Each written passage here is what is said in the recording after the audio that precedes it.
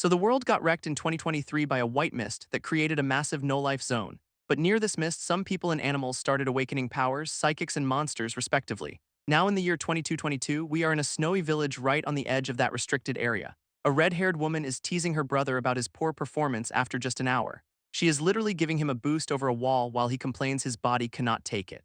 Her expert advice is to call him trash for not exercising his lower body more. Tough love, I guess. He grits his teeth, telling her to just watch closely for his final attempt. From her perch, she uses binoculars while he holds up a hand, looking absolutely terrified. Turns out, our boy has been trying to break through an invisible wall for 7 years. All his efforts, from explosives to ladders, have ended in complete failure. Adding to the misery, he has been suffering from episodes of blindness that are getting worse. And that same desperation is written all over his face in the present. He is also stuck between two older men who are just arguing over him. Done with waiting, he clenches his fist, deciding he has to do something himself. So later that night, while his sister sleeps, an ominous red glow appears from a broken door. He creeps into her room to check if she is asleep, a classic horror movie opening. Her reaction is, predictably, a very calm and collected "no shit." Ignoring her sass, he tells her to take someone named Grandpa Mew and leave now. But she has heard this before, promising she will be the one to break the wall for him. Instead of arguing, he just tucks her in, making a quiet promise as she falls asleep. This story flashes back 7 years to the day the white mist first rolled in, swallowing the city. In the panicked evacuation, his little sister gets knocked down and nearly lost in the crowd. Just as she is about to be lost, a young boy, RMC, reaches out to save her. With tears in her eyes, she looks up as he promises they will escape this nightmare together. This was the promise he made, to stay with her until he found a way to break the invisible wall. Returning to the present, he knows he can wait, but Grandpa Mew's body is failing fast. This only way to save the old man is to find a human colony outside this prison. Plus, he is convinced this forbidden zone only wants to trap him, so they should just leave. Suddenly, his sister is awake and has him in a chokehold, refusing to leave him alone. So much for stealth. While being actively smothered, he tries to deliver his noble "leave me behind" speech. Changing tactics, he suggests she go become a powerful psychic and then come back to protect him. Miraculously, this bit of reverse psychology actually makes her stop and consider the idea. She agrees to the plan, saying she will make preparations to leave, much to his relief. But first, she grabs him from behind, asking to just hold him for a little while longer. As she thinks about how warm he is, his only thought is what a complete handful she is. Next morning, our guy is outside, looking determined as their departure plan kicks off. Meanwhile, his sister drives off with Grandpa Mew, who is already suspicious about all the gear. Her excuse is that it is just some tools, which is maybe the worst lie I have ever heard. Yeah, Grandpa Mew is not buying that for a second and calls her out for hiding something. This realization hits him and he frantically tells her to stop the car. They cannot leave the boy behind. With his sister flooring it out of town, our boy walks alone into the desolate, snow-covered city. He is thinking about the white mist, a 200-year-old death zone that just keeps on growing. With a determined look, he prepares to face the mysterious, restricted area all by himself. Apparently, this place has a set of cosmic rules, and breaking them means a very harsh death, no pressure. This only known information comes from a flawed rulebook that cost countless lives to create. So yeah, anyone who enters is basically told to abandon all hope, which is always encouraging. He remembers surviving this place 7 years ago, and now he is back to either escape for good or die trying. Walking through the ruins, he is on high alert for whatever this forbidden zone has in store for him. Suddenly, a massive explosion of light erupts from deeper within the city, catching him completely off guard. He sprints toward the source, running past some flowers that have no business growing in this frozen wasteland. It turns out the light is coming from an entire city block covered in impossible, vibrant pink trees. Stunned, he realizes there is a thriving ecosystem inside the mist, a discovery that changes everything. He is so thrilled he calls it a paradise, already planning to bring his family here someday. After washing some weird crystal fruit thing, he decides to take a lunch break. Priorities, man. Using the extra food his sister packed, he whips out a pot to cook himself a hot meal. For a moment, he is just a guy enjoying some soup in a post-apocalyptic paradise, looking absolutely blissful. But then his eyes roll back into his head and his spoon freezes just before it reaches his mouth. Yep, his intermittent blindness is back at the absolute worst possible time as usual. Standing in the dark, he tries to wait it out, hoping it'll only last a few seconds. Except this time, his eyes start glowing a brilliant blue, and he can see everything perfectly clear. With his new glowing eyes, he can suddenly see a list of rules tattooed on his own arm. His reaction is a very understandable "what the hell is this?" complete with a chibai freakout. These are the actual rules of the restricted zone, and breaking them means instant death. A terrifying realization dawns on him as he stares at the glowing, otherworldly text. But just as quickly as it appeared, the vision and the rules completely vanish from his arm. He connects the dots. He washed his hands before eating, which is the only reason he is still alive. This kid immediately thinks he has found the ultimate cheat code to become immune to everything. Trying to activate his new superpower again results in a spectacular, face-planting fail. So it turns out this game-breaking ability is completely uncontrollable, which is just his luck. Pondering his situation, he figures out the blindness was triggered by eating that monster meat. That is when he remembers old research. Monster meat can boost psychic powers, so now he needs more. Meanwhile, not too far away, a night watch camp is monitoring this very area. A stern-looking guy gets an alert on his phone about energy fluctuations from the crystals. This is Lee Zin, captain of the night watch, and he immediately rallies his team to move out. His squad comes running, a motley crew of specialists ready for a fight. First up is Yang Hu, the close combat powerhouse, reporting for duty with a sharp salute. Then there is Zhao Lang, the team's sniper, looking cool and collected with his eye patch. And rounding out the team is Zhou Xiaomeng, the support specialist, who is a little *2* cheerful for this job. Her first order of business is yelling at her captain for not taking care of his injuries. Team Mom activated. Lee Zin ignores her, briefing the squad on their mission. Retrieve the psychic crystals right where our boy is. This team immediately starts arguing, pointing out they just escaped this place and their captain is still injured. But Lee Zin slams his fist down, declaring the crystals are worth any risk and reminding them of their duty. Despite their complaints, the squad snaps to attention, ready to follow orders, no questions asked.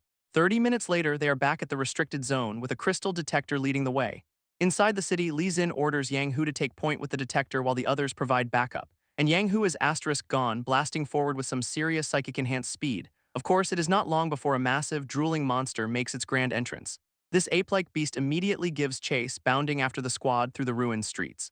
It leaps high into the air, aiming to crush Lee Zin with a devastating pounce from above. Thinking fast, the captain yells for his sniper to stop the monster before it can reach their point man. Zhao Lang, the cool-headed sniper, calmly takes aim with a rifle that is basically a cannon. A massive psychic-infused bullet tears out of the barrel, heading straight for its target. From a rooftop perch, he sends the shot flying across the entire city block. This monster seems to sense the danger just a split second before impact, only for the round to smash directly into its skull with explosive force. Yang Hu shouts his approval as the wall behind the creature completely shatters from the impact. With a hole in its head, the beast slumps to the ground, looking very, very dead. But just as they celebrate, a mysterious new guy lands on the wall above the downed monster. It is our boy, who has somehow conjured a whole arsenal of golden spears out of thin air. He unleashes his attack. Golden Spear 100 flowers, ready to finish what the sniper started. This kid screams, unleashing his full attack on the downed monster. A whole barrage of golden spears rains down from the sky, a full-on magical bombardment. This poor beast gets absolutely shredded, taking the full force of the golden rain. Except it is not even close to dead, roaring back with a blue shockwave that deflects everything. Captain Lee Zin gets caught in the blast, and his arm starts decaying into a literal skeleton. This team's support, Zhou Xiaomeng, absolutely panics when she sees what is happening to him. She shoves her own arm at him, yelling for him to bite her, a very questionable healing technique. Without hesitation, he bites down, and a green healing energy starts flowing from her into his fist. This green glow spreads, instantly regenerating his arm from bone back to flesh and blood. Meanwhile, the Nara-covered monster is scaling the wall to get some payback. It gets right up in Lee Zin's face, ready to tear him apart with its massive claws. But the captain does not even flinch, just stares it down with a look of pure resolve. He throws up a golden barrier, blocking the monster's pounce at the very last second. With the monster pinned, he screams at his sniper to take the shot. A split second later, another psychic-infused round slams right into the beast. This time, the shot blows a massive hole right through its head. Yeah, that is not getting back up. From his perch, Zhao Ling calmly ejects the spent casing. Another day at the office. Standing over the corpse, Lee Zin explains that the psychic energy here attracts monsters, making it uninhabitable. He is worried about Yang Hu, who is still out there alone, and tells the others it is time to move. So the squad pushes deeper into the desolate, snow-covered ruins, continuing their mission. Yang Hu, still scouting ahead, suddenly stops and sniffs the air. Something smells delicious. This whole squad follows the scent to a rooftop, and their collective jaws just drop, because some random kid is just casually eating hot pot in the middle of a restricted death zone, and he is savoring every single bite, completely oblivious to the world around him. His 5-star dining experience gets interrupted by a voice right behind him. It is Yang Hu, holding a glowing energy blade to his throat and demanding his identity. Our boy Yishiki panics and says he is a normal person, with a very unconvincing probably at the end. Captain Lee Zin is not buying that for a second, his suspicion meter going off the charts. He assumes Yishiki must be a dangerous criminal and orders Xiaomeng to scan him immediately. With a confident smile, Zhou Xiaomeng whips out her handy-dandy identity detector. She points it right at Yishiki, who is just trying to surrender without spilling his soup. But the results are baffling. No criminal record and psychic powers rated below E level. This only makes Lee Zin more confused. How could someone so weak possibly survive out here? He gives Yishiki a terrifying death glare, and our boy is internally freaking out. Desperately, he tries to think of a way to de-escalate this very tense situation. His brilliant solution is to offer the heavily armed death squad a bowl of soup. Before anyone can accept his very kind offer, Lee Zin spots ominous symbols appearing in the sky. This entire group looks up, realizing a whole herd of mutant beasts is heading straight for them. Lee Zin immediately puts it together. The loud noise from their earlier fight attracted unwanted attention. He orders Xiaomeng to get Yishiki to safety while he prepares to face the incoming horde. Xiaomeng panics, asking what the captain plans to do against a whole monster horde. Li Xin, radiating pure golden energy, declares he is staying behind to hold them off. He orders Xiao Meng to get Ishiki out of there, unleashing a massive pillar of light. This golden psychic blast absolutely obliterates the first wave of incoming mutant beasts. While she worries, Yishiki remembers his grandpa's warning. Psychics here are all criminals. Our boy's first instinct is to save his hot pot, a man of culture even in a crisis. Xiaoming just yeets him over her shoulder, ignoring his desperate cries for his soup. He is having a flashback about how psychics treat normal people like absolute dirt.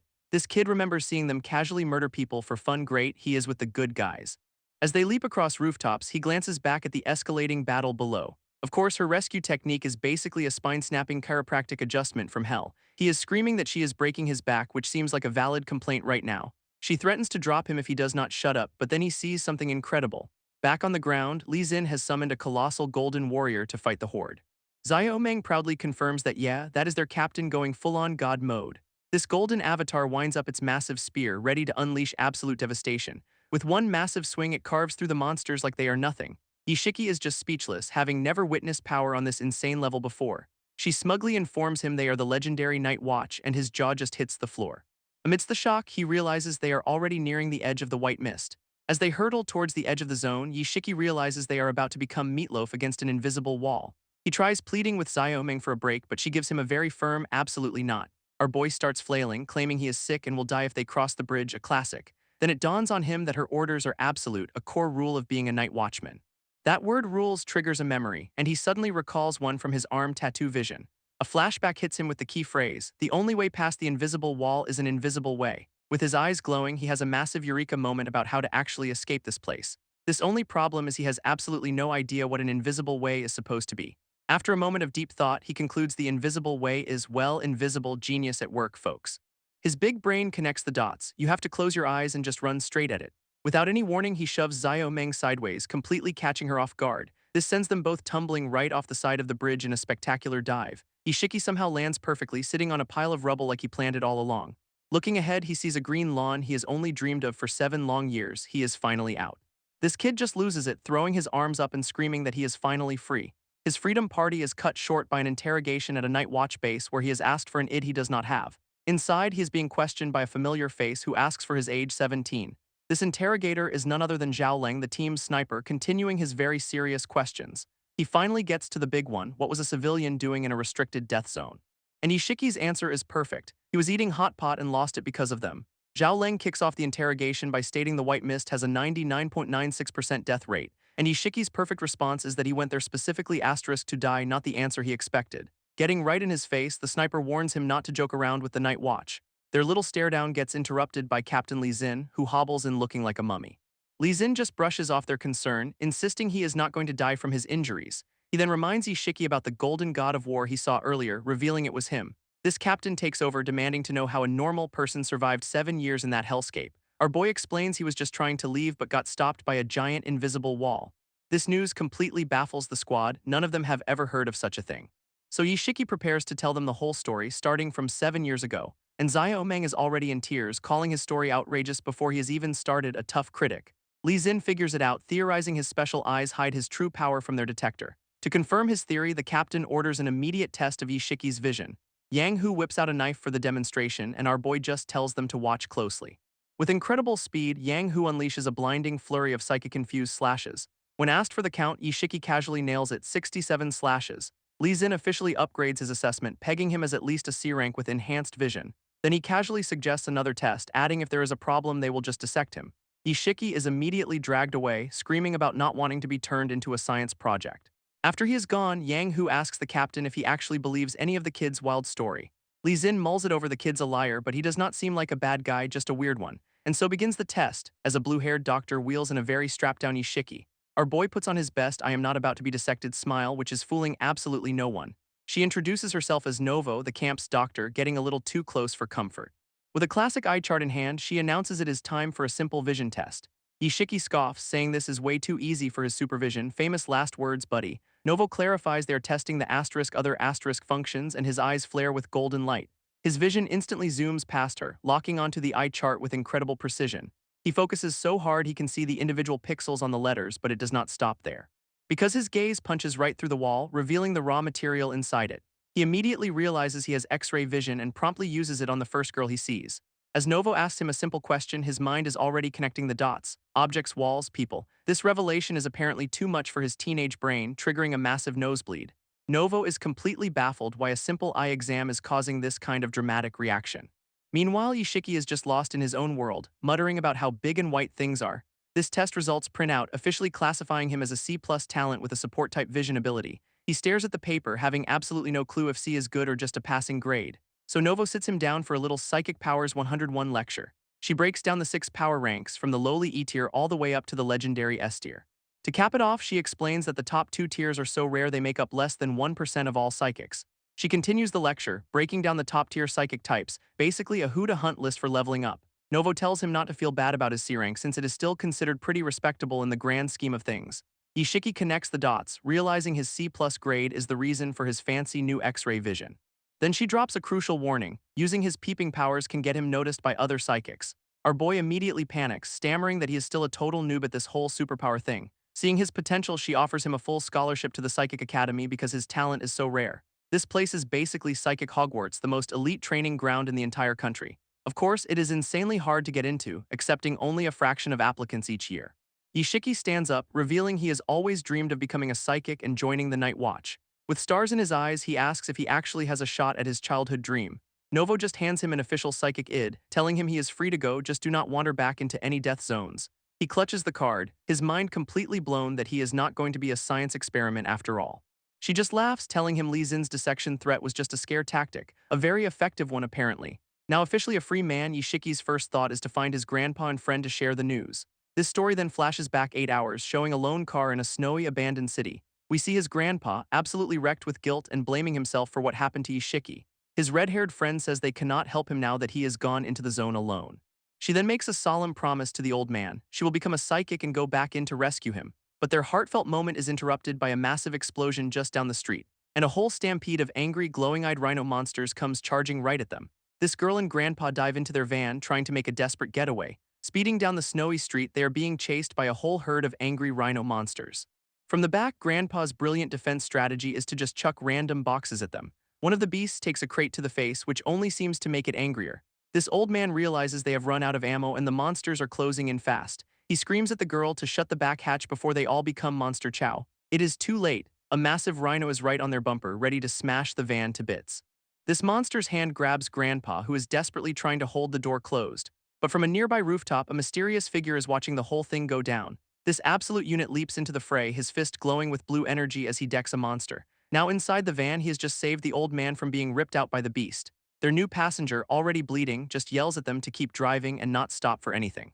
With a burst of speed, they manage to leave the rhino monster in the dust. Looking back, they see their savior left a few of the beasts knocked out on the road. Inside the vehicle, Grandpa worries about the guy's injuries, but the girl wants to know who he is first. Their hero shuts that down, warning them the danger is far from over. And right on cue, 2 glowing red hands punch straight through the roof of the van. A close-up shows the monstrous claws tearing through the metal like it is paper. Out of the sky comes their next problem. A giant, terrifying bird monster is attacking them. This hero steps out, telling the others to drive on while he holds off the new threat. Their savior hands the girl a glowing green crystal, telling her to get it to the military. Suddenly, she slams on the brakes, her face a mask of pure panic, because that giant bird monster is dive-bombing their van like a feathered missile.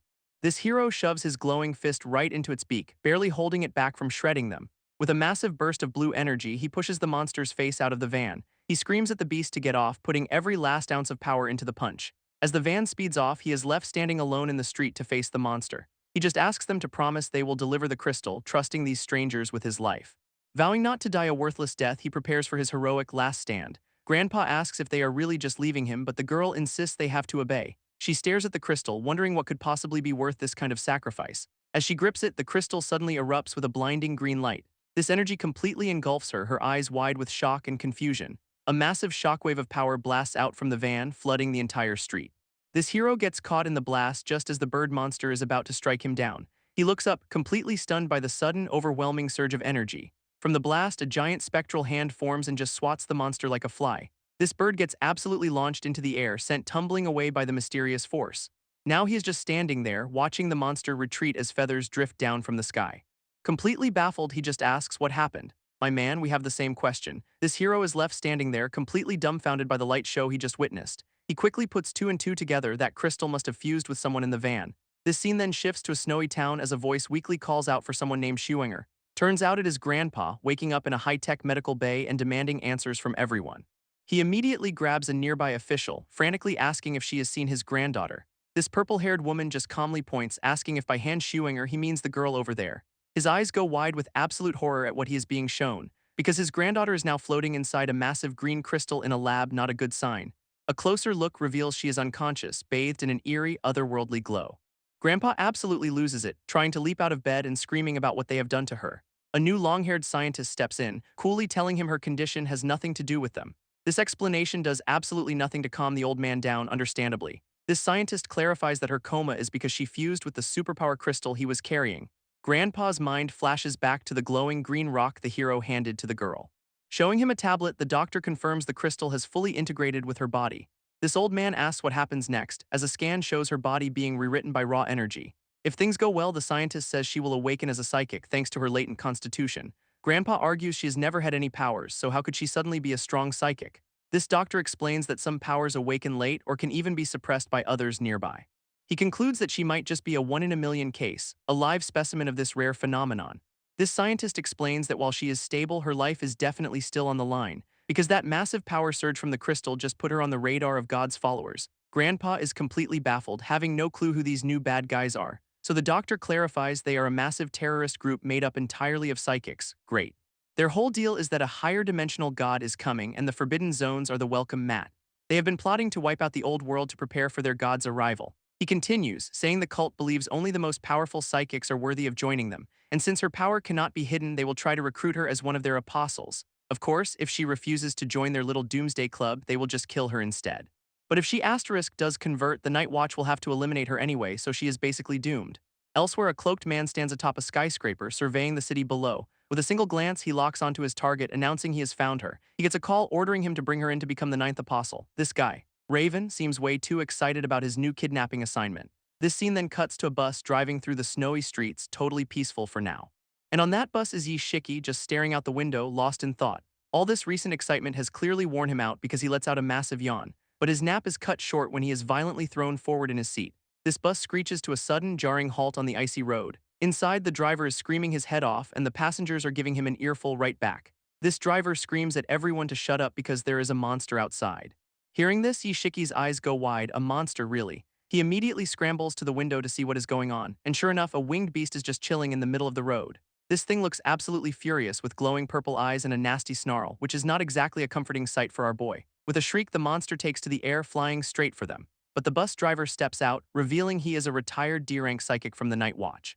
This absolute legend stands his ground, ready to face the monster head-on, vowing to protect all the passengers on his bus. What a guy. He clashes with the beast in a flash of blue light while Ishiki just watches, feeling totally useless. But he refuses to just stand by and let this guy fight alone. His eyes start to glow as he desperately searches for a way to help. Meanwhile, the other passengers are just cowering, saying it is suicide to help the driver, peak moral support. That is when his new X-ray vision kicks in, showing him some interesting new info. Turning his gaze to a tough-looking guy with a headband, and he can suddenly see the guy's psychic rank and ability, E-rank skin hardening. Then he spots an old man who is an E with a starfire ability. Realizing the bus is full of psychics who are either too scared or too old to fight, it dawns on him that not all psychics are heroes and he is just a support type anyway. Ishiki just watches as the driver gets absolutely slammed onto the pavement. But the old timer pops right back up, glowing with power and taunting the monster to bring it on. With a battle cry, he leaps at the beast, refusing to go down without a serious fight. Meanwhile, the passengers are having a full-blown meltdown, crying and demanding a rescue, peak moral support. One guy in a suit even says the driver should hold it off, even if it means dying for them. And for that brilliant take, he earns a well-deserved slap across the face from the old man. This grandpa lays into him, pointing out the driver is the only reason they are not dead yet. He adds that a retired watchman has zero obligation to save ungrateful cowards like them. Declaring he will help despite his age, the old man summons his starfire ability. Inspired, the headband guy stands up too, revealing he is an E-rank with skin hardening. Yishiki then drops the bad news that this monster is D-rank, so they are all basically doomed. He knows that if he stays, he is just signing his own death warrant along with them. But clenching his fist, our boy makes a choice. He is not running away. So he stands up, introducing himself as a support-type psychic who wants to join the fight. This others just stare at him, completely underwhelmed by his E-rank support status, not exactly a confidence booster. He insists that even though he is not a fighter, he can still be useful in the right situation. With a look of pure determination, he rallies them to go out there together. Outside, the driver is getting absolutely pummeled by the monster's vicious attacks. He raises his glowing energy blade, bracing for what looks like a final, desperate clash, and the winged beast dives in, its bladed arms ready to tear him apart. Just as the driver is about to be overwhelmed, Yishiki and the others arrive as backup. But the old-timer just screams at them, saying he is too busy not dying to babysit a bunch of amateurs. Yishiki fires back that the driver's been poisoned and has about 3 minutes before he drops dead. This news completely stops the guy in his tracks, his bravado instantly vanishing. Our boy explains his ability is seeing extra intel, so yeah, he is pretty sure about the whole imminent death thing. This Starfare grandpa immediately asks for confirmation, realizing the kid might be their only key to survival. With no time to argue, the old man powers up his flame ability with a furious roar. He then hurls a fireball at the monster, not to kill it, but to create a smokescreen. This fiery projectile smacks the beast right in the face, a perfect shot from the senior squad. It detonates in a massive explosion, blanketing the entire area in a thick cloud of smoke. Naturally, the driver's first instinct is to complain that he cannot see anything, totally missing the point. This old man grabs his wound and applies his Starfare directly to it, which looks excruciating. From above, we see he is using the smoke as cover to treat the driver's injury. He explains his flames can cauterize the wound, stopping the poison from spreading through his body. Even the driver has to begrudgingly admit the sickly kid's info was actually useful. As the smoke clears, the monster is still standing, looking even more furious than before. This beast swipes with a massive purple claw, forcing the two psychics to leap into action. But the headband guy jumps in front, activating his skin-hardening ability to take the hit head-on. His entire body glows, absorbing the full impact of the monster's devastating attack. He warns the others that his defense will not hold for long, so they better have a plan ready. With the smoke clearing, Yishiki finds himself standing alone, directly in the monster's line of sight. He quickly realizes the beast is smart enough to target the weakest link first, which is, of course, him. Without a second's hesitation, the winged demon dives from the sky, aiming to take him out. This others scream at him to run, but our boy just stands there, a strange purple energy starting to glow. In his mind, he has decided he is completely done running away from monsters like he did in the past. A quick flashback reminds him of his helpless childhood, but now he is a psychic and things are different. He activates his superhuman visual enhancement, locking onto the diving beast with golden eyes. Apparently, by maxing out his vision, he can achieve a momentary time stop effect on his perception. A handy little trick he figured out by accident while staring out the window on the bus. Boredom saves lives, kids. He does admit, though, that he has never pushed the ability this far, so this is basically a live test. As the headband guy sprints to help, Ishiki prepares to unleash his secret weapon. With a confident grin, he decides to focus harder than ever before to pull this off. His power kicks in, showing him multiple afterimages of the monster's entire attack sequence. Purple energy swirls around his hand as he perfectly reads the beast's next move. This is not some hallucination, it is straight-up precognition, letting him see the immediate future. Now that he knows exactly what is coming, he is ready to shine majestically, his words, not mine, only to immediately trip over a rock and eat pavement, a truly majestic display of coordination. While he is down, the headband guy soars past and lands a haymaker right on the monster's jaw. This leaves both the beast and the brawler completely baffled, as Ishiki whines about his scraped chin. This monster is just dazed from the punch, and our hero's epic moment has officially been downgraded to slapstick comedy. Ishiki is just sprawled on the ground, his epic moment ruined by a single very unmajestic rock. He realizes his eyes can predict the moves, but his body cannot keep up, a classic case of brain-to-leg lag. This others are just stunned, with the driver admitting the kid's evasive skills are definitely not just dumb luck. Which is hilarious because our boy is now running for his life in chibai mode, screaming for a rescue. Seeing his chance, the driver leaps in with his glowing blue blade to finish this thing off himself. He winds up and delivers a massive energy-fueled punch right to the beast's jaw. And with one last powerful strike, he sends the monster crashing to the ground for good. With the beast finally down, the driver dusts himself off and tells everyone to clear out, danger over. Elsewhere, a mysterious white-haired man and his tiny horse survey the snowy city from a rooftop. This dude looks way too relaxed for someone sitting on the edge of a skyscraper in a blizzard, and a close-up on his scarred eyes tells you he has definitely seen some serious action.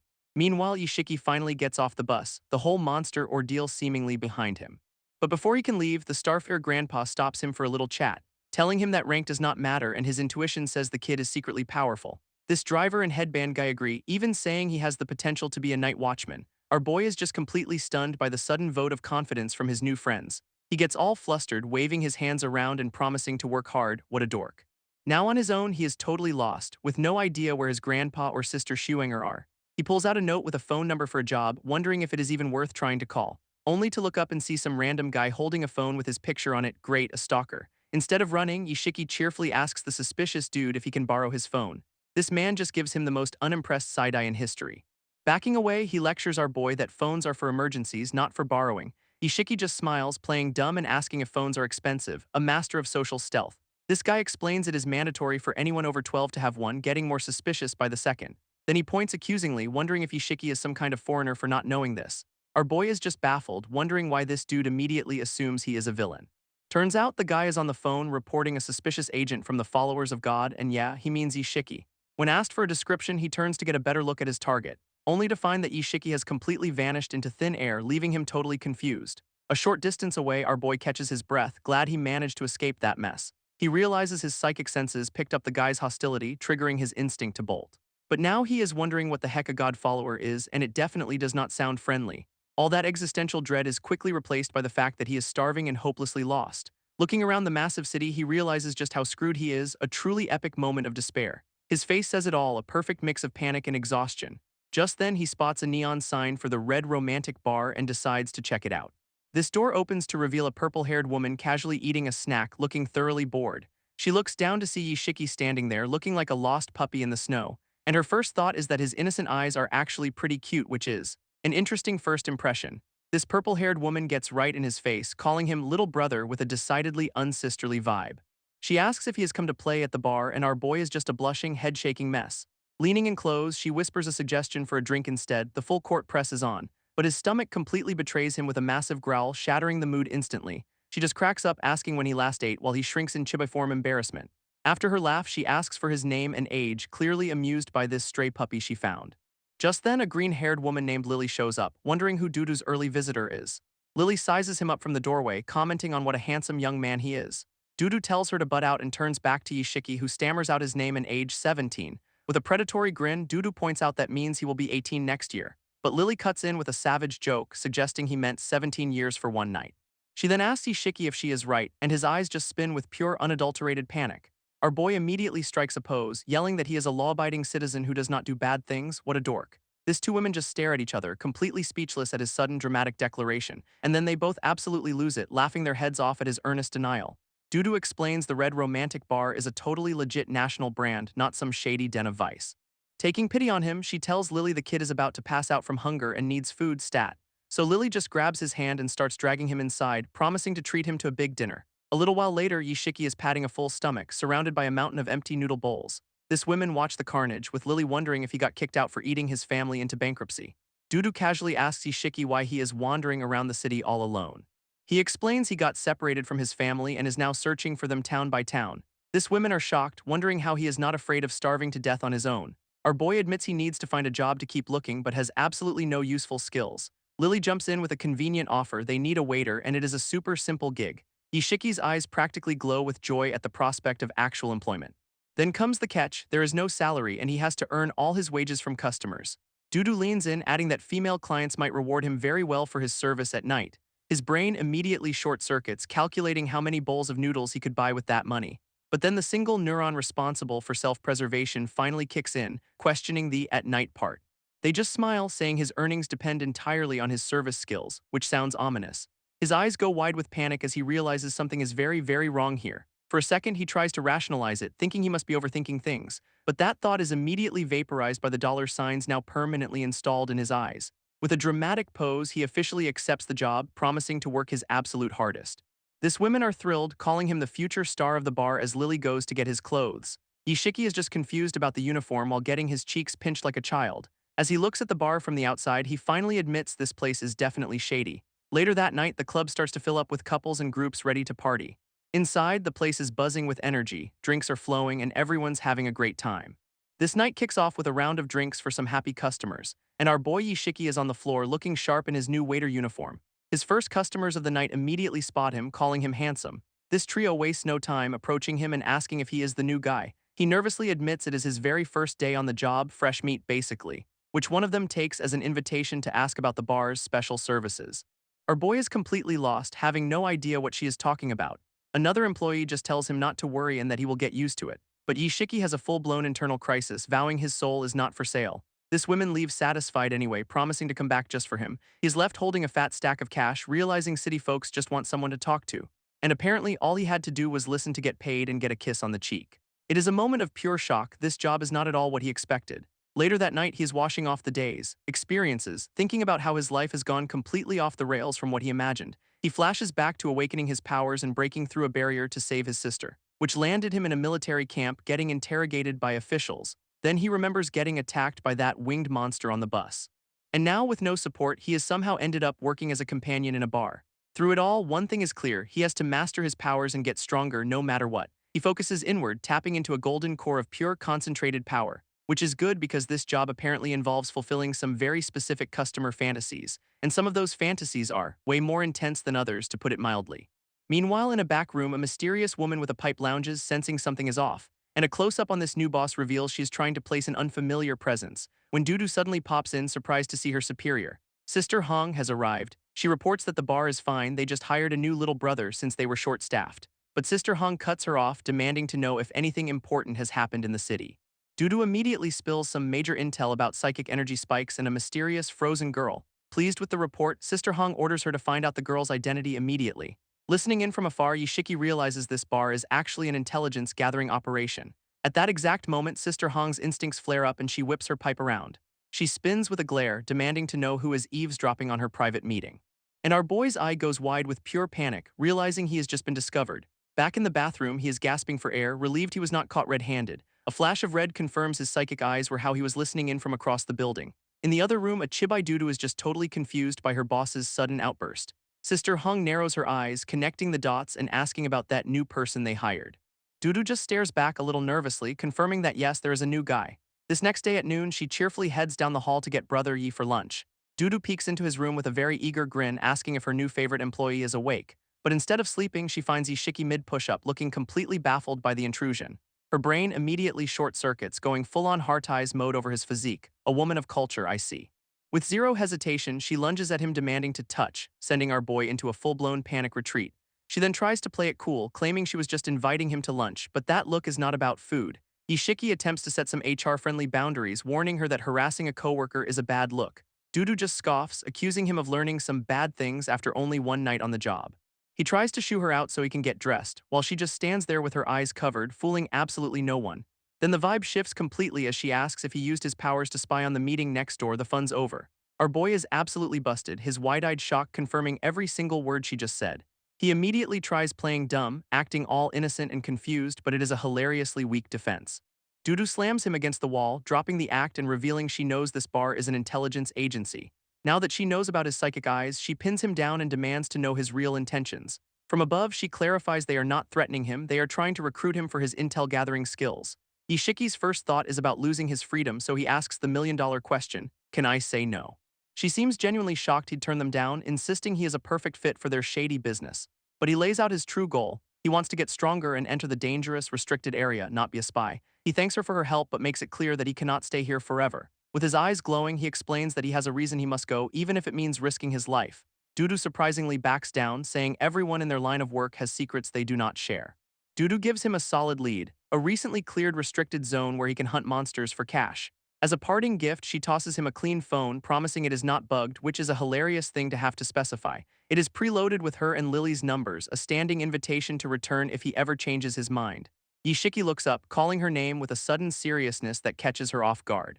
This immediately sends Dudu into heart-eyes mode, thinking he is staying, but he is just there to say thanks, crushing her dreams instantly. She just lets out a disappointed tusk, her hopes of keeping her new favorite toy completely dashed. Then our boy strikes a pose, bathed in a divine glow, and swears he will be back. The drama never stops with this kid. His promise echoes over the city as he leaves, a stark contrast to his earlier "do not touch me" panic. Meanwhile, Dudu and Lily watch him go, reflecting on how their shady intel business has created a weird little family. Now on his own, Yishiki checks his map, realizing his powers have stalled and he needs a real challenge to grow stronger. With renewed focus, he decides Restricted Area 77 is his only option. He is going in no matter the risk. Hours later, he arrives at a bleak, snowy outpost town teeming with other psychics and adventurers. Our boy walks through the crowd, looking every bit the lone wanderer on a mission. An overhead view reveals this place is a hub for high-level psychics gearing up to raid the restricted area for treasure. Suddenly, a massive arm clamps down on his shoulder and a huge dude asks if he is flying solo. This new guy, rocking a very intense blue braid, listens as Ishiki explains he is here looking for work.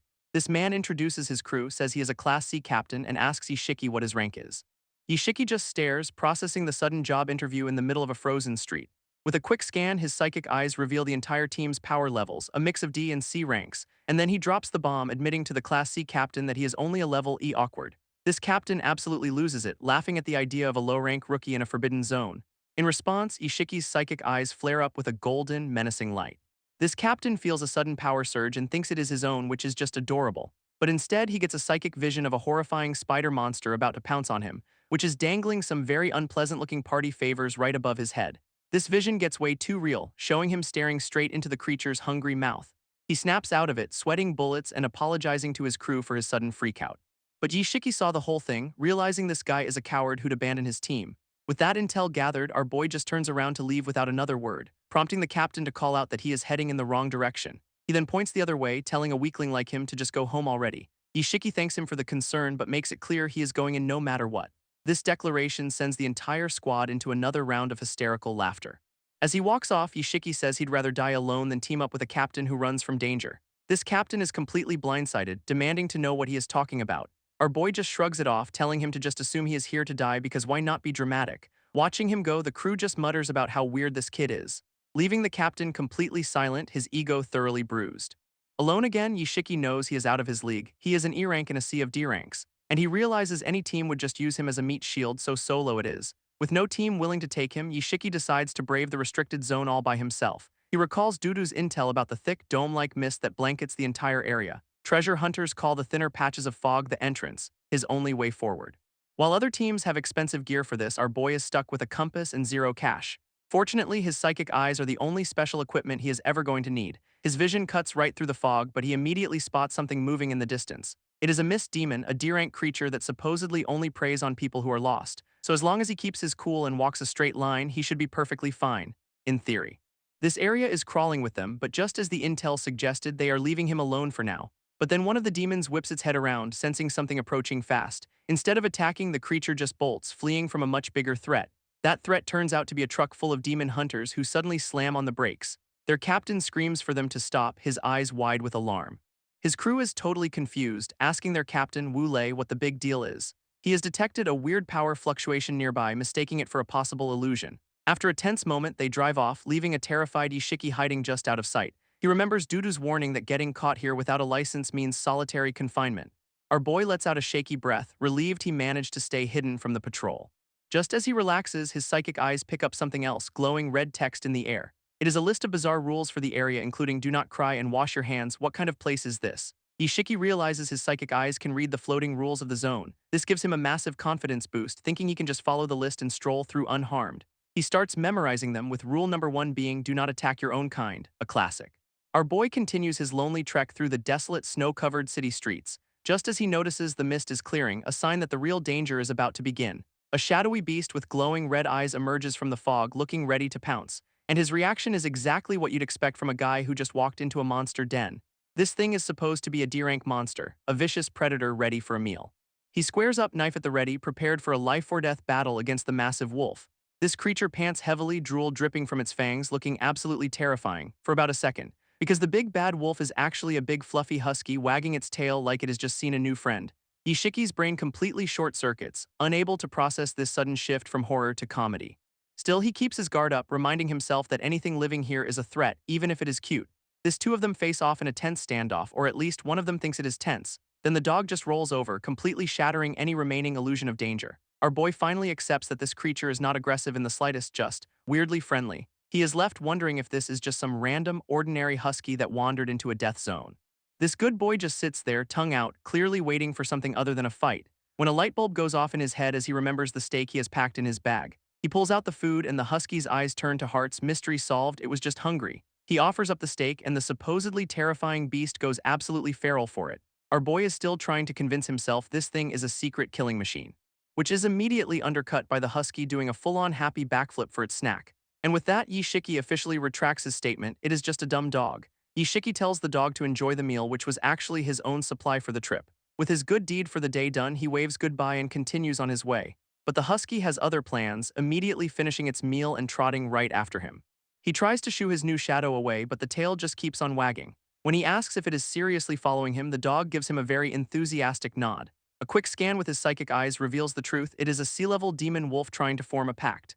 This demon wolf title makes him laugh, but he realizes a partner might be a good idea. A deal is struck. The wolf gets the name Zayaba and food, and Yishiki gets a loyal companion. Elsewhere in the city, another team of hunters is talking about finding a rare artifact. Their leader warns them that treasures here are worth billions and will not be easy to find. His more practical companion says they can just sell monster parts and herbs for cash instead. This leader tells them to shut up just as a zone rule appears. Do not insult others. Right on cue, a massive energy spike erupts from the ground, nearly impaling the guy. It smashes against some kind of invisible shield, the force of the blow cracking the very air. Looking up, he sees the attack came from a glowing, electrified umbrella of all things. This hunter lands on his feet, completely on edge as he faces this new unseen assailant. This mysterious umbrella weapon is left smoking in the cracked pavement, a very clear warning shot. Their leader gets to his feet, realizing he must have said something wrong to trigger that attack. His two teammates are just frozen in stunned silence, clearly not getting paid enough for this. They immediately start panicking about not having a safety barrier to survive the zone's punishments. This bald guy worries that a monster might just pop out and attack a psychic, which is a fair point. His buddy snaps back, sarcastically asking if he plans to make friends with the local wildlife. But then the first guy points towards something in the distance, completely changing the subject. Their captain demands to know what they are gawking at before seeing it himself and just stopping. This hooded teammate immediately shushes him, telling him to keep his voice down. Through their binoculars, they see a cloaked figure praying over a skeleton while looting its clothes. This mysterious person is now cooking over a fire with a demon wolf, chanting about mutual respect. This bald hunter notes the guy is all alone and does not even have a protective barrier up. His partner adds the obvious. He is casually chilling with a monster right next to him. Their leader puts it all together, a black robe, monster control, and strange rituals, and they land on the only logical conclusion: he must be a follower of God. From their rooftop perch, the three of them watch, completely convinced of their wild theory. Meanwhile, Ishiki is just grilling some meat, telling his new dog not to drool on the food. This hunters debate their next move, wondering if this rumored divine son is immune to the zone's rules. Their captain wisely decides against attacking someone with such a mysterious and powerful background, so the plan is to just sit back and observe because their leader is experienced in not getting killed. Ishiki finishes grilling some steaks for his new pal, who is very, very ready for dinner. But the good boy suddenly goes full-on Kyujo, growling at an unseen threat in the snow. With a massive roar, something explodes out of the ground right in front of them. It is a giant, glowing scorpion monster, and our boy is understandably a little freaked out. This C-class baddie is a burrowing ambusher known for making its victims disappear without a trace. Ishiki braces himself, knowing he is completely outmatched by this new arrival. This scorpion looms over him, its massive claws ready to turn him into a fine paste. He pulls off a nimble dodge, leaping over the monster as it tries to skewer him. Zayabai looks up just in time to see the scorpion's stinger coming right for him. This stinger slams down, but the wolf is already on the move, narrowly avoiding the attack. In a flash, Zayabai transforms into its true demon wolf form, towering over the battlefield. Now glowing with red-hot rage, the once fluffy husky looks ready to tear this thing apart. Ishiki provides the ultimate motivation, waving a steak and promising a feast for a win, and the terrifying demon wolf immediately starts panting like a happy puppy. Priorities, people. With the promise of food fueling him, Zayabai launches a ferocious attack on the scorpion. This two C-rank monsters clash in a flurry of claws and energy, tearing up the landscape. Zayabai gets the upper hand, sinking its teeth right into the scorpion's tough exoskeleton. This wolf presses its advantage, overwhelming the scorpion with sheer brute force. Realizing the scorpion's defense is too strong for a quick win, Ishiki decides to lend a hand. His psychic eyes ignite with golden flames, searching for the monster's hidden weak spot. His psychic vision zeroes in on the scorpion's core, a glowing blue weak spot right in its stinger. Ishiki shouts the game plan, telling Zayabai to aim for the final joint on the tail. With a target locked, Zayabai launches himself at the scorpion like a stake-motivated missile. This wolf's fangs clamp down hard, sinking deep into the monster's armored stinger. In a brutal display of power, he just rips the entire weapon clean off the scorpion's body. Our boy is on the sidelines cheering like a proud dog dad, a very, very effective dog dad. But the victory is short-lived as the severed stinger explodes with a burst of blue energy. Zayabai gets blasted back by the explosion, but the scorpion is officially disarmed. After a triumphant howl, Ishiki congratulates his partner on a job well done. Just as they are celebrating, his senses flare up. They have had an audience this whole time. Meanwhile, the rooftop observers are losing their minds, convinced he is a puppeteer too weak to fight. Their captain is still trying to make his follower of God theory work with this new puppeteer angle. This bald hunter smells an opportunity, suggesting they just jump him for a quick bounty. Right then, Ishiki appears directly behind them on the roof with a casual "hello, guys." All three hunters absolutely jump out of their skins, the captain stammering in pure shock. Our boy calmly looks down at them, bringing up that little puppeteer theory he just overheard. These two flunkies try to size him up, noting he is alone, well, a guy and a dog anyway. Their leader gets a sudden surge of courage, pointing out that it is 3 against 1. One of them scoffs at his cheap gear, calling him a nobody, while his buddy urges caution. Ishiki is sweating bullets, desperately hoping they do not attack as the zone's first rule flashes in his mind. Ishiki's inner monologue is a full-blown panic attack, realizing these guys could kill him before the zone even punishes them. Even with his demon wolf, he knows he is dead meat against 3 C-class psychics. Postmortem justice does not help much. Down below, the lead hunter grips his glowing knife, ready to face the mysterious guy on the roof. His mind races for a plan, certain these goons are clueless about the zone's most basic safety rule, so he goes for the ultimate bluff, stepping forward with a casual, "Do not you guys know who I am?" This completely short-circuits the captain's brain, who is now more convinced than ever that he is a follower of God. His bandana-wearing buddy is not buying it, thinking our boy is just acting tough. But the bald hunter is absolutely losing it, terrified they are about to get wiped out by a divine apostle. And just like that, the whole team bows their heads, respectfully asking for His Excellency's name. From his perch, Ishiki schools them on basic etiquette, demanding they introduce themselves first. Inside, he is doing a victory lap, his little ghost self screaming about what a genius he is for this gambit. This bandana hunter, Zhao Sixi, immediately complies, formally introducing himself and his psychic talent. Ishiki just cuts him off with a booming "quiet." Zhao Sixi is completely thrown, stammering about what he could have possibly said wrong. Our boy lays down the terms. He saw the dagger, so now Zhao Sixi has to survive one attack to be forgiven. He then tells Zhao Sixi to just stand there and be quiet as a new zone rule conveniently pops up.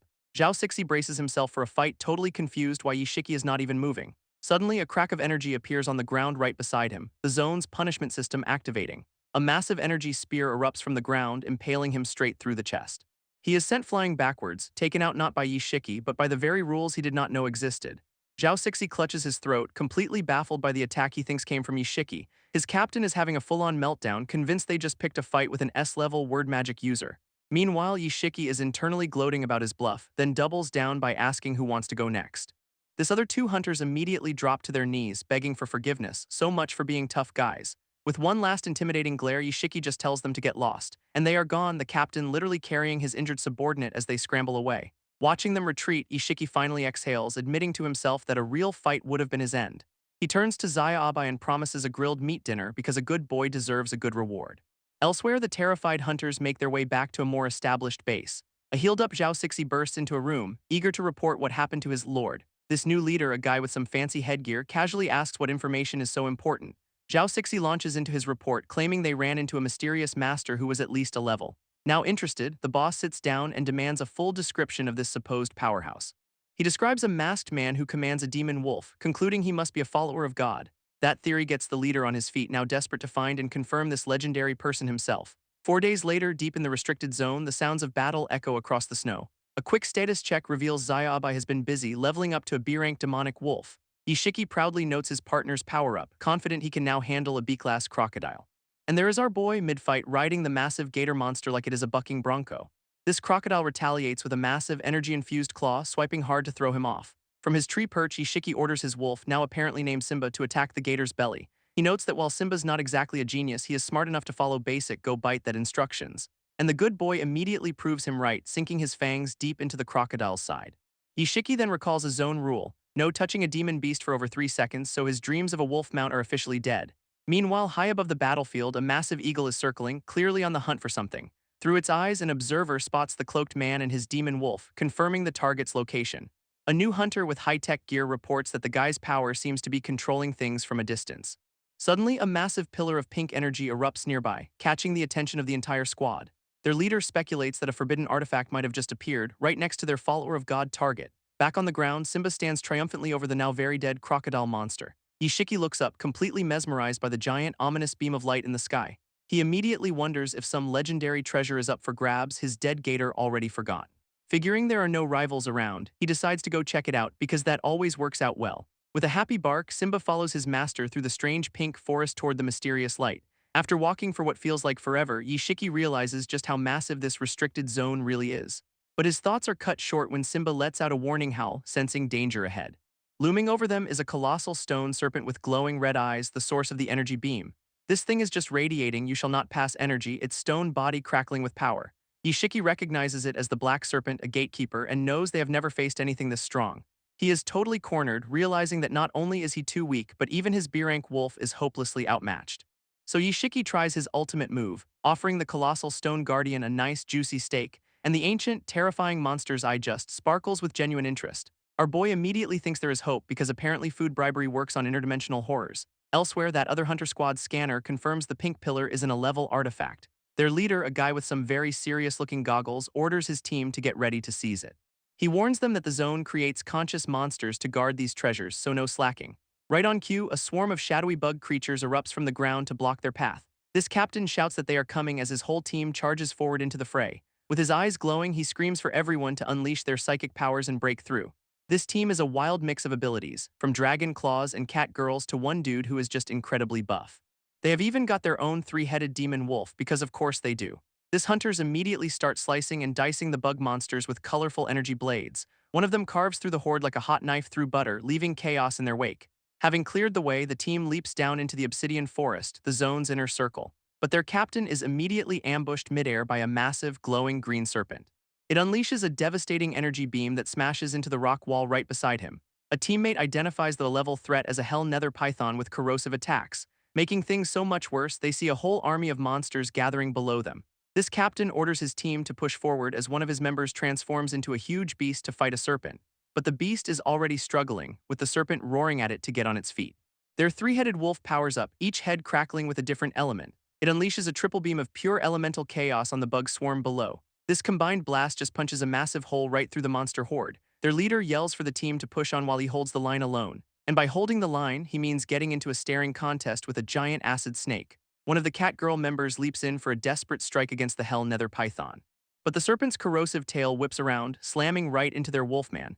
He just bites right back, sinking his fangs deep into the python's energy form. This guy's got a serious biting fixation, daring the snake to a chomping contest. This python easily flings him around, but the wolfman refuses to let go. Meanwhile, the captain's shoulder is literally dissolving from the python's poison gas. He looks back to see his squad getting absolutely swamped by monsters.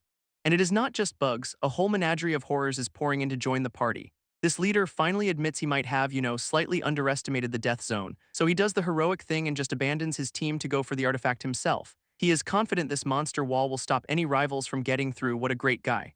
Back with our boy, a sudden sneeze interrupts the peace. Someone's definitely talking smack.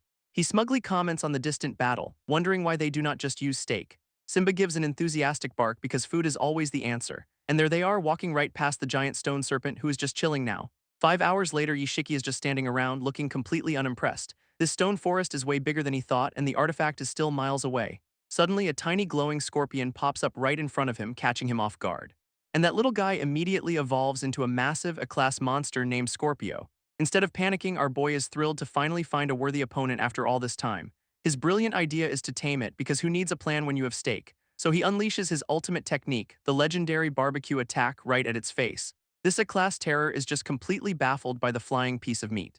But hey, free food is free food, so it picks up the steak and starts chowing down. And just like that, hostility is gone, the power of grilled meat remains undefeated. Now the giant scorpion is his new best friend, demanding more snacks he does not have. Its eyes then lock onto Simba, and Yashiki realizes his wolf is on the menu.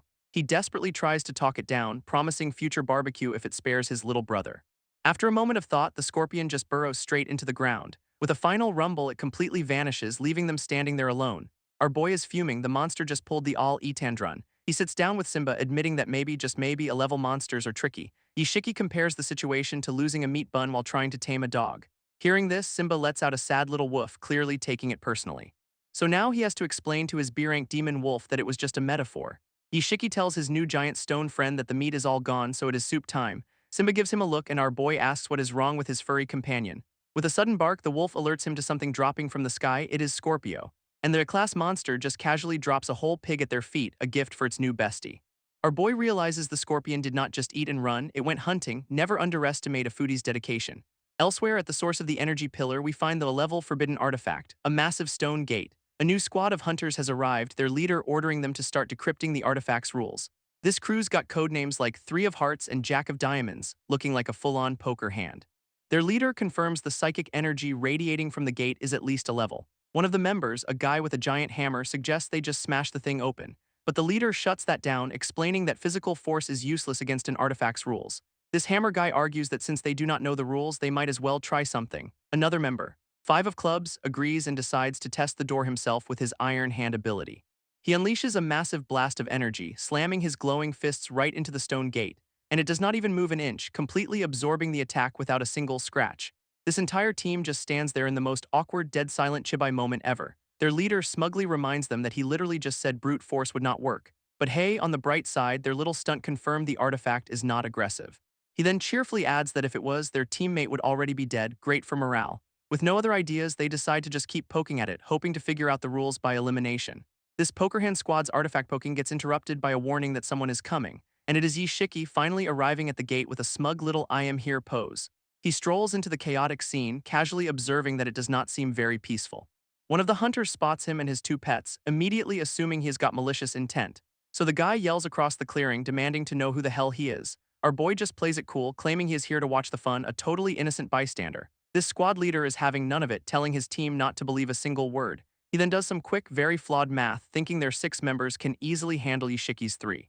This guy even misreads the situation, thinking Yishiki is hesitating because he is scared of them. Convinced he is just waiting for backup, the entire team powers up to launch a preemptive strike. This leader gives the final order with the unearned confidence of a man about to get wrecked. Yishiki calmly assesses their ranks, asking if they are absolutely sure they want to attack him. But the hunter just screams about artifacts belonging to the strong as he charges forward. Our boy looks genuinely annoyed, giving them one last warning to back off or regret it. They completely ignore him, with the hammer guy leaping in for the first big swing. At that exact moment, the ground erupts as Scorpio bursts out to defend its master. This hunter leader's jaw just drops, realizing this kid has an erranked demon pet. With Scorpio looming over the terrified squad, Ishiki reminds them he told them not to attack. A terrifying system message appears, announcing that Scorpio has now entered hunting mode. And Ishiki seals their fate, explaining that once the hunt begins, even he cannot stop it. This Pokerhand squad is frozen in absolute terror, staring down the barrel of an rank monster. Suddenly, their leader is all "let us talk," insisting they are just humble poachers who do not want any trouble. Ishiki calmly asks why, if that is the case, they were acting so aggressive a minute ago. He then casually mentions he is pretty sure he heard someone threaten to kill him, and the hammer guy immediately starts backpedaling, laughing nervously that it was all a misunderstanding. Their leader smacks him on the head, demanding he show some respect and call Yishiki senior. This guy goes full suck-up mode, bowing and guessing our boy is also here for the big shiny artifact. Yishiki just gives a cool, non-committal "you could say that," clearly enjoying the power trip. He gestures to the glowing gate, asking if this is the puzzle they have been trying to solve. This leader eagerly explains that yes, they are completely stuck and cannot get it to budge at all. So in a stunning display of spinelessness, he offers the artifact to Yishiki, calling it fate. But his team's thoughts reveal the real plan: let the senior do the dangerous work and then they will just run. Yishiki sees right through it, knowing they are just cluelessly poking at the artifact's rules. He correctly guesses they are waiting for him to unlock it so they can swoop in and steal the rewards. Deciding to play along, he thinks it is probably best to get their names first. So he turns to the leader and asks him to introduce himself. This guy introduces himself as Wang Wu, the ace of spades and a B-level psychic swordsman. Yishiki finds the name a bit too generic, deciding he needs to verify it somehow. Wang Wu just gives a big, eager yes when his name is repeated, looking like a happy puppy, so Yishiki gives him a simple test: 10 seconds to solve what 1 plus 1 is. Wang Wu sweats bullets over the world's hardest math problem, 1 plus 1. Yishiki declares his answer wrong, promising a punishment for the failure. With time up, our boy reveals the test was just to confirm his name, triggering the artifact's rules. A sudden blast of purple energy erupts from the ground, zapping Wang Wu for his mistake. This force of the attack just sends him flying backwards across the platform. His team rushes to his side as he hits the deck, completely stunned by the sudden assault. One of the lackeys gets in Yishiki's face, demanding to know what he is doing. Our boy just coolly turns the question right back on them because he is already 5 steps ahead. He calls them out on their transparent scheme to use him as a test dummy for the artifact. Wang Wu is completely speechless, realizing he has been caught red-handed. Another teammate tries to play dumb, insisting they had no such intentions. Total liar. Ignoring their excuses, Yishiki lays out 3 options: leave, help him, or the third option is simply die, which really narrows down the choices. He gives the squad 10 seconds to make a decision. The clock is ticking. This team immediately starts panicking, not wanting to give up on the prize. So Wang Wu orders 5 of clubs to stand guard, calling him by his codename, and that triggers the rule again: you must respond when called, blasting the poor guy. This time, 5 of clubs gets absolutely decked by the artifact's defense system. Yishiki just watches, noting that it seems their begging phase is officially over. In a hilarious turn, the entire squad is now on their knees, surrendering and promising to leave forever. This Pokerhand squad absolutely bolts, scrambling away from the artifact in total panic. Wang Wu is stunned, realizing Yishiki can actually weaponize the rules that have stumped humanity for centuries. His final, brilliant conclusion is that this kid is someone they absolutely cannot afford to mess with. And just like that, they are gone, leaving Yishiki and Simba alone in the snowy clearing. Our boy admits to Simba he is glad they just ran; scaring them off was way easier than fighting. Still, he cannot deny how refreshing it feels to manipulate the Forbidden Zone's rules at will. Now for the real problem: how exactly do you pack up a giant, magical stone gate? He decides to investigate the rules up close, but Simba suddenly starts barking like crazy. Yishiki asks what is wrong, just as he notices a massive, dark swarm gathering in the sky. From a swirling vortex of bats, a new challenger appears, introducing himself as the 17th believer. This mysterious new guy gives his name with a smug grin: Raven. Our boy immediately recognizes the God Believers as a notorious terrorist group, and his day just got worse. Raven explains that of course his organization is here since an A-class artifact is too good to pass up. He then smugly points out that no one can just walk away with it without knowing the secret rules. This guy continues his little lecture, warning that the demon hunters will be on his tail even if he succeeds. Ishiki calls him out, noting that for someone so concerned, he does not seem very interested in the artifact. With a sinister laugh, Raven reveals the artifact was just a bonus. His real target is Ishiki himself. Our boy is completely blindsided by this sudden, very personal turn of events. A system scan reveals the worst. Raven's power level is so high it cannot even be measured. Ishiki instantly puts it together, realizing this guy has to be at least A+, maybe even S rank. Raven starts his villain speech, correctly pegging Ishiki as a B level with surprisingly weak psychic power. Wasting absolutely no time, Ishiki orders Simba into battle mode to shut this guy up. This massive wolf leaps into action, while our boy realizes this new enemy has some kind of insight ability. From his perch, Raven notes the exact same thing about Ishiki, a professional courtesy, I guess. Simba charges forward in a storm of dark energy and fire, looking ready to rip him to shreds. But Ishiki suddenly yells a warning for his companion to be careful, which is never a good sign. With a furious howl, Simba tries to unleash some kind of sonic attack against the skyborn threat. It is completely useless, as a rain of purple energy just smothers the wolf from above. This poor guy can only keep roaring as the relentless assault pins him down completely. Simba gets absolutely battered by the attack, unable to move an inch under the pressure. Raven just mocks the wolf for overestimating itself as it is sent flying backwards through the air. Then he summons a giant rock worm from his cloak, telling the stupid beast to get out of the way. This worm thing immediately chomps down on Simba, crushing the wolf in a blast of dark energy. And just like that, Simba disintegrates into nothing, leaving Ishiki to watch in horror. Raven dives in, smugly saying he cannot eat the barbecue for free, so he will protect our boy instead. What a creep.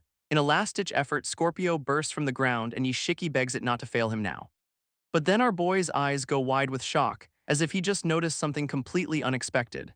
Scorpio's stinger erupts from below, perfectly intercepting Raven's dive bomb attack. Now it is Raven's turn to be completely floored, his smug face frozen in disbelief. This counterattack slams into the cliffside with devastating force, blowing the whole area to bits. Raven gets absolutely blasted by Scorpio's stinger, his smug face finally cracking under the pressure. His mind is just blown. This kid can control an A-class demon, completely upending his calculations.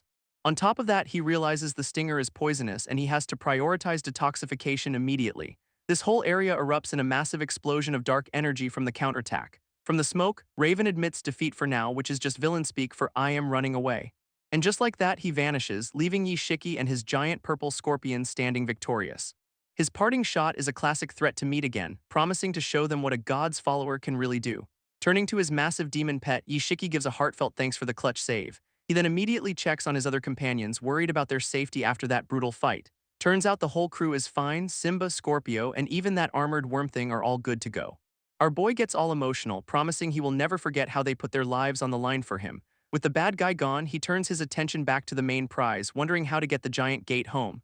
Suddenly, his special insight kicks in, allowing him to see the hidden rules of the artifact. This condition is revealed. He just has to read a poem to the door. Seriously, that is the big secret. So he starts reciting some ancient-sounding verse about gates and rivers, giving it his best shot. Immediately, the stone gate begins to crack and rumble, responding to his impromptu poetry slam. Even Ishiki looks a little surprised that it is actually working this easily. This gate shatters further, glowing with immense power as the poem continues to unlock its seal. He muses that it is not a hard rule, it is just that nobody reads poetry anymore. Good thing he was a bookworm. Recalling Nana's advice, he places his hand on the gate, ready to infuse it with his psychic energy. He channels his psychic energy directly into the gate, ready to claim his A-class prize. And 1 minute later, he is completely knocked out on the ground, so that went well. Our boy is totally drained, realizing he has used every last drop of his power for nothing. He admits that hanging around stronger psychics gave him a seriously inflated ego about his own abilities. His pathetic E-level reserves are not even enough to tickle this A-level artifact, leaving him defeated. Suddenly, we cut to a totally different kid in a pink hoodie, calling his pets over for some fun. This new guy immediately trips or gets hurt somehow, letting out a little ow from a cliff top. Meanwhile, hundreds of kilometers away, alarms are blaring at a secret military base. Inside, scientists are panicking as they detect a massive energy surge coming from Module 7. A red-haired woman floats inside a containment unit, absolutely crackling with raw power. An old man, Grandpa Mew, watches through the glass, feeling a strange connection to the event. Her eyes snap open, glowing with an intense pink light. She is officially awake. Grandpa Mew is ecstatic, calling out to Shuinger that she is finally conscious. Shuinger is completely disoriented, asking her grandpa what is happening and where they are. A stern-looking guy steps in, informing them they are currently guests of the military camp.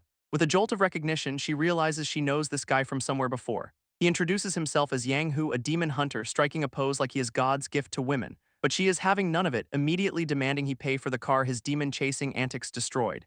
Yang Hu is just stunned into silence, his cool guy act completely falling apart. As she demands to be let out, he tells her to look down, hinting there is a very good reason she is in quarantine. Shuinger wakes up in her containment cell, already looking like she is ready for a fight. This floor beneath her is completely shattered into a web of ice, much to her confusion. Yang Hu explains she's got a new ice ability from an energy crystal, but she is not stable yet. She immediately connects the dots to the stone he chucked at her earlier, so that is what it was. Looking around at the icy chaos, she finally realizes this is all her doing. He tells her to just chill out, pun intended, and that they will explain everything later. And with a click, the door to her little icebox is sealed shut for her own good. Outside, Yang Hu immediately gets on the phone to report that she is awake and get a power reading. This preliminary analysis pegs her as an rank, and now they have to hide her from the god believers. He solemnly promises to do whatever it takes to keep her safe from those lunatics. This next day rolls around, bringing more snow with it. Shuinger is absolutely ecstatic, having leveled up to an A+ ability user just by taking a nap. Now that she has got powers, her first thought is protecting someone named 17. Grandpa Mew is just as worried, telling her to focus on recovering before they go looking for him. Suddenly, their conversation is interrupted by the sound of someone approaching. It is Yang Hu striding in with a very questionable fashion choice, asking how she is feeling. She tells him she is ready to go find her little brother, already having her new powers under control. But his expression turns grim as he says there is something important she needs to know. Naturally, she asks him what is up, completely unaware of what is coming. Instead of answering, he puts her grandpa on blast, asking why he has not told her the big secret yet. Grandpa Mew looks on grimly as Yang Hu prepares to drop some seriously bad news. He explains they have tracked the 17th believer, so for her own safety, she is being moved to Main City 7. But Shuinger is not going anywhere, demanding to know why they are not looking for her missing brother, 17. Yang Hu gets real serious, saying her cooperation is mandatory because she is a major threat if she gets loose. She is completely baffled by this, asking him what in the world he means by that. Instead of answering, he just throws a punch right at her. Guess that is one way to make a point. Her powers flare up instinctively, a wave of icy energy erupting from her hands to defend herself. This blast of ice easily blocks his fist, showing just how out of control her new abilities are. His arm gets frozen solid, but he looks grimly satisfied, like this was the whole point of the test. Shuinger is just stunned, staring at her hands and wondering what she just did. He lectures her that while she seems to have control, her A power is unstable and could go wild. She is left speechless, finally starting to understand the danger she represents. Then he pulls the ultimate guilt trip, saying this is for her brother's safety too, holding up a photo of Ishiki. Both she and her grandpa are shocked, demanding to know where 17 is right now. Yang Hu reveals his last known location was outside Restricted Area 77, and now he has vanished. This news completely floors her. Her brother was actually outside the restricted zone. He confirms it is strange and hands over the kid's official registration files to prove it. A flashback hits her as she realizes 17 can actually leave the restricted area, which changes everything. He tries to reassure them, saying the search is still ongoing even though they have not found him yet. Finally giving in, she agrees to go to the city, but only if he agrees to 2 conditions. Shuinger lays down her first condition. If she gets her powers under control, she is becoming a demon hunter. As for her second, much more important demand, her expression turns deadly serious. She orders them to throw every available resource into finding her brother, 17, and ensuring his safety. And we jump back 18 hours to see Ishiki in that pink hoodie, stumbling upon a massive glowing gate. Our boy and his pets eye the swirling portal, with him wisely noting it looks a little dangerous. He does a quick safety check by peeking around the back, confirming it is just a floating door. With his curiosity piqued, he activates his special insight to figure out what this thing actually is. His power reveals the artifact's rules. It is a gate of space, a personal teleporter bound to his soul. Deciding the rules sounds safe enough, he figures why not, and reaches out to touch it, a classic bad idea. But then he pauses, realizing he should probably pick a destination before activating the soulbound teleporter. Too late, the gate starts sucking the energy right out of his hand without his permission. His arm gets completely yanked into the portal, which was apparently just hungry for a snack. And just like that, the gate slams shut, trapping his power inside of it. This whole thing vanishes, leaving just a tiny wisp of energy and 2 very confused pets. This little energy ball then zips off into the distance over a vast, snowy landscape, dragging Ishiki along for the ride at a speed that is absolutely shredding his clothes. It seems to be homing in on a specific target, pulling him straight towards a building, and it slams directly into himself, waking him up from a dead sleep with a painful crash. Now seemingly merged into one, he clutches his shoulder, more upset about his ruined shirt than anything else. Sitting up in a totally unfamiliar bedroom, our boy has only one question: where the hell is he? Ishiki tries to piece it together, remembering the place he was thinking of before teleporting. Suddenly, a purple-haired woman in a robe cracks open the door, wondering who is making all the noise. His eyes go wide with dawning horror as he realizes he is in Hong Lang Man. And the woman is just as shocked, calling him 17 and welcoming her little brother home. Our boy is absolutely losing his mind. He was thinking of the place, not his sister Duo's actual bed. She, on the other hand, is completely overjoyed, lunging at him for a hug like he is a miracle. He tries desperately to explain the situation while she is smothering him with affection. But she just waves it off, saying this is his home and he can come and go as he pleases, which is not helping. In a last-ditch effort, he tells her she is clearly drunk and just hallucinating his return. Her sly little smile suggests she is not buying that excuse for a single second. Then she pulls out a pair of handcuffs, asking zero follow-up questions about this new development. While trying to cuff him, she argues that he is the one who looks like a disheveled mess. Her master plan is to chain him to the bed to see if he is still there in the morning. Flawless logic. Yishiki is now cuffed and staring into the abyss of his own terrible life choices. With no other options, he screams for his teleportation door to open, praying it actually works. A massive pink portal immediately erupts right out of the cuffs, answering his desperate plea. This whole room is lit up by his emergency exit, much to his sister's complete bewilderment. And just like that, he is gone, leaving her holding a single, empty handcuff with a confused hiccup. She just scratches her head, deciding it must have been a drunken hallucination from missing him so much. Meanwhile, his portal slams shut somewhere else, leaving behind a mysterious glowing pink box. Ishiki lands in a heap, complaining that his new teleportation power is absolutely hell on his wardrobe. Standing half-naked in a snowy alley, he decides he needs to invest in some teleport-proof clothing. This camera pulls way back, showing just how alone and underdressed he is in this city. And we cut to a military helicopter slicing through the blizzard over Main City 7. Inside, Shuinger is getting her first-ever aerial tour, looking a little overwhelmed by it all. She admits this is her first time flying, having only seen a helicopter once during an escape 7 years ago. Yang Hu explains they have to fly because the city's locked down at night when monsters get more active. Looking down, she sees the massive walls protecting the city, all thanks to an organization called the Night Watch. He then starts breaking down the different jobs within the Night Watch, like the guardians who patrol the walls. Then there are the demon hunters, his team, who go into restricted zones to proactively hunt monsters. Their whole mission is basically monster population control, thinning the herd before they can cause trouble.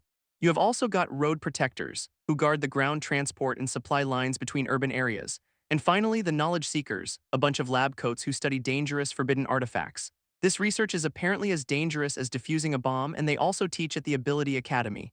Shuinger is all fired up, deciding that being a frontline fighter like Yang Hu is obviously the coolest job. He immediately puffs up his chest, telling her to drop the formalities and just call him Brother Hu so smooth. Playing right into his ego, she asked Brother Hu to tell her all about his amazing demon hunter team. But his smile completely vanishes as he admits he is actually the rookie of the group, the least experienced one there. Because his team is made up of a blindfolded dude, a girl in a frilly dress, and another guy with face tattoos.